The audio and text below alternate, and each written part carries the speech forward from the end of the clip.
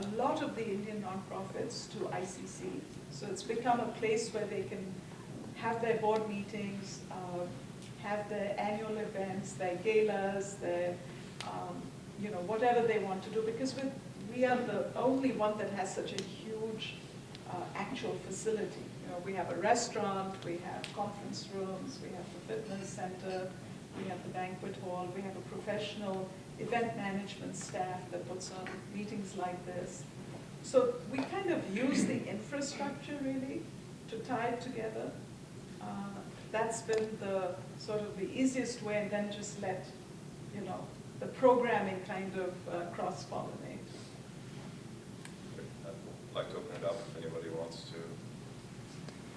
I've always been in awe of Thai, and I'm hoping you could tell the Iranian community a little bit about it. I think we're very interested in professional networks, and right now we are sort of at an inflection point. Everybody's trying to network and get going, but networks are getting all mixed up. So we have mixers, but they're all over the place. And when I look at diasporas, I see these clean kind of business networks, philanthropic networks, political networks, and Thai has been spectacular, probably the most successful Asian group. So could you tell the people a little bit about that? Sure. Actually, Thai was the first organization we put together back in '93. And it was really born out of necessity. There were actually about 8 or 10 of us who were entrepreneurs. And we had done it the hard way, because I started my company in 1982. Kanwal Rekhi started his, I think, the same year, Naren Gupta, 83. So by the time it was 93, we had all been successful, but we realized that we had done it the hard way. We just had to bootstrap and figure out how it's done.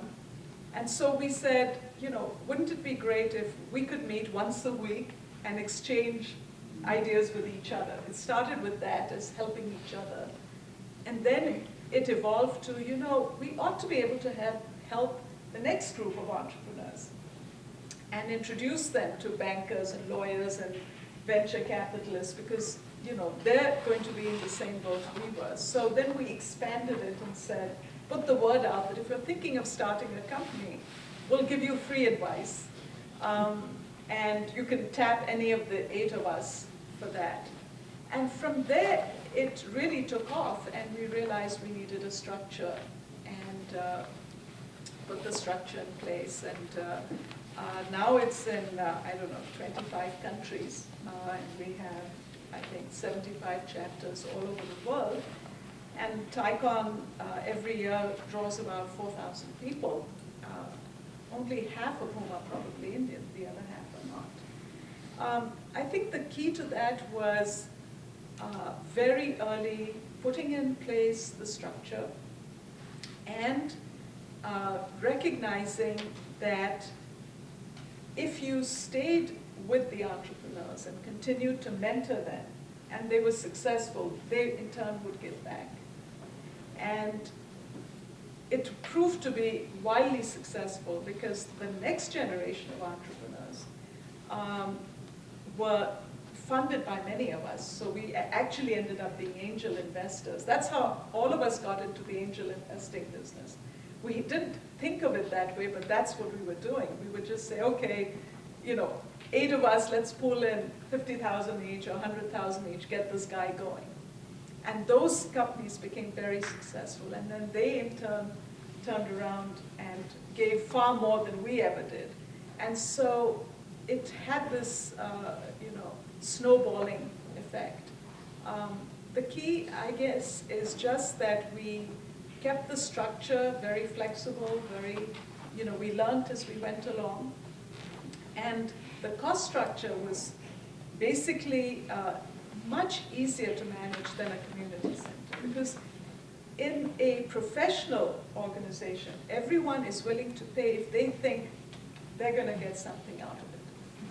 And so just to go to a Thai networking event, professionals will think nothing of paying $50 for one event.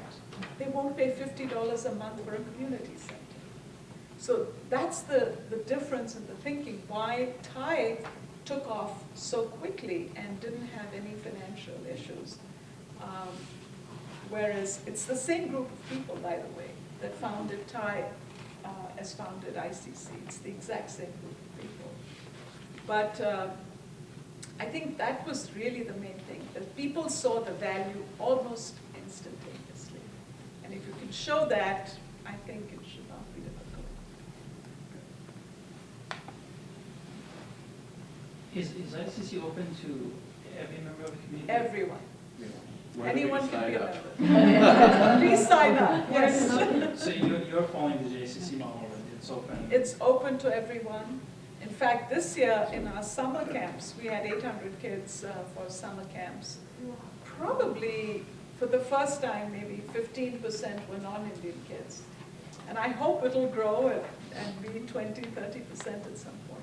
You'll have to call me the next time you're screening a Shah Rukh Khan movie. Yeah.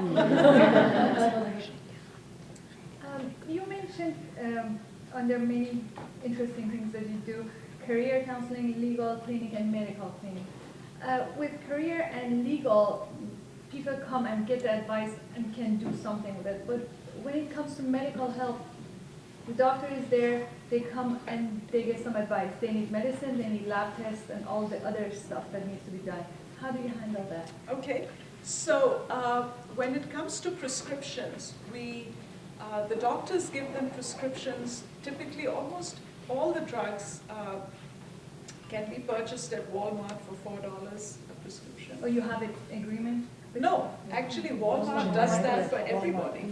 Oh, really? Yes, so that's the one thing we tell them is go to Walmart and you can fill this prescription for $4. Any prescription?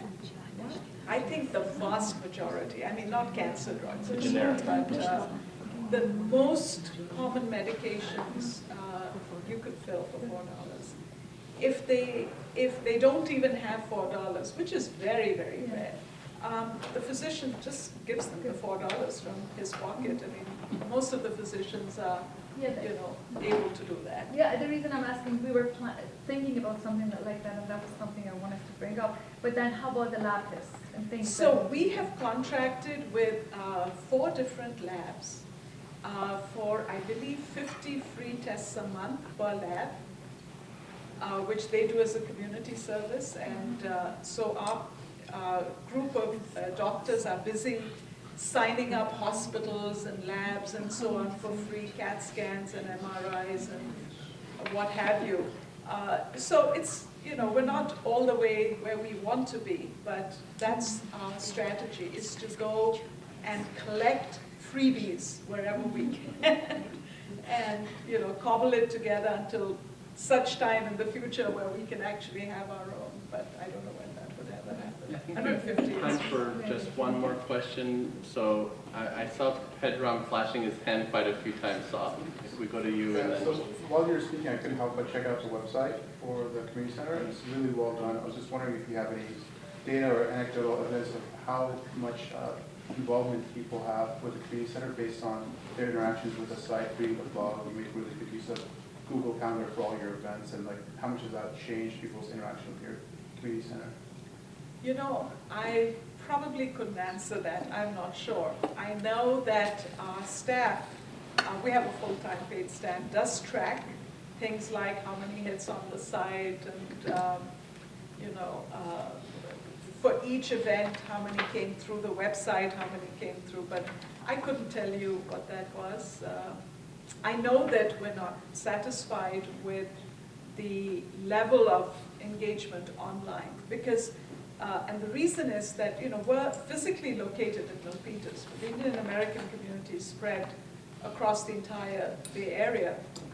And one of our goals was to have a vibrant e-community through the website so that we could bring value to Indian Americans who are not within easy drive. And I don't think we've succeeded in doing that well yet. You'd think this community, the Indian community, and all communities would know how to do that, but we haven't really got a good handle on that yet.